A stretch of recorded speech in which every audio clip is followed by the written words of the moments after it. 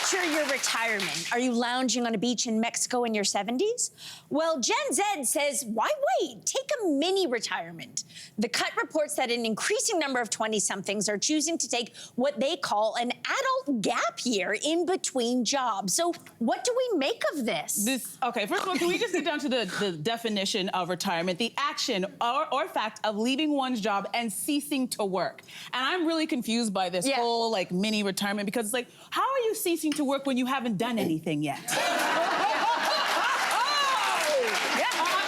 so confused by this. And I think the timing of this conversation is also really good because for the last couple of weeks, we have been watching the Olympics and the majority, not all, but the majority of the athletes that we're watching are all in their 20s and they're doing great things and they're just at the tip of their career. And on the other side, we have a bunch of 20-year-olds who are like, yeah, I haven't done anything, but I just really need to just relax for a year. And I'm really confused. And I think, you know what, I think this is also a very North American attitude because certain cultures and people live in different countries, this idea of having all of these opportunities and wasting this time when this is a time where you can hustle, you have no responsibilities, you have all the energy, and you want to sit back and do nothing for an entire year is very confusing for a lot of people. I just want to say that. What if they're not career-driven? What if they are working, you know, within the gig economy and they are freelancing their contract work? They know that if they step back for a year and if they saved aggressively to take a year off, that a job will be waiting for them. I'm not talking about you having to file into a place 9 to 5. You could want to write a book. You could want to build houses in another country. Just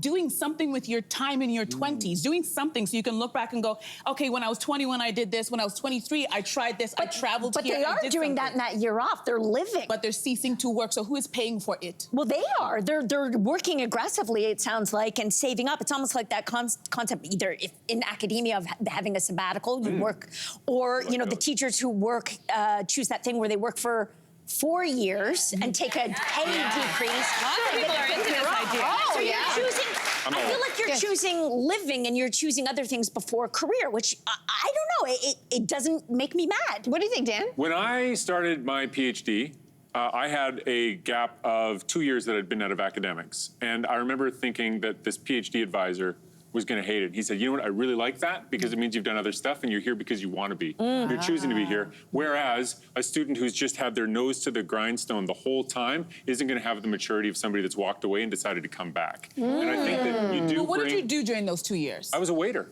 Okay, I mean, I was out of Job. academics. I had a job, but I was outside academics, and because I kind of thought I was done. I had a master's on bats. I thought, okay. Which is so cool. That's as far as this is ever going to go. Who would ever get a PhD in bats? Yeah. And then I missed it. And then when I came back to it, I was like, I really think that I want to spend more time catching bats in remote parts of the world. Yeah. And because I'd taken that time off and I had that decision sort of coming back to it, that became an asset. And so I really think that when you can sort of build a life where you haven't been doing the same thing all the time, whether you take a different job for a year or take a retirement, but you're living in a different country and getting experiences that way, or volunteering or whatever it is, I think that having a lot of different experiences makes you a more interesting person. Yeah, I totally agree with you. Maybe retirement. It's the retirement. Maybe the word retirement. It's the ceasing to work. You're not doing anything. What if we called it a sabbatical? I think it's more of a sabbatical. Yeah. I also think it's a little bit, there's an analogy to be made about relationships here. So go with me for a second. Like back in the day, our parents' generation, you would go into the workforce after being in school for a while and you would get a commitment. They would put a ring on it. They would be like, here's your full-time job, here's a pension, here's your health benefits, here's your holiday package. Your job for life. We are committed to you for life. Nowadays, that no one wants to put a ring on it. Everybody is saying like, no, it's part-time, no, we don't want to, we may or may not re-sign your contract. That is a crappy boyfriend. And in an analogy, it is a crappy relationship. That is a very good analogy. I think a lot of young people are saying, forget it. If you don't want to put a ring on it, I'm going to put a ring on myself. I'm going to do these little things and I'm going to take perspective. I'm going to take control of my life back and build my career. Yeah, I get that. Right? I like that. Yeah. We like that. Yeah. Break up with the crappy boyfriend. Hey there, what did you think? Drop your comments below and join the conversation. And don't forget to like and subscribe so you can find more on everything from food and fashion to pop culture and current events. See you soon.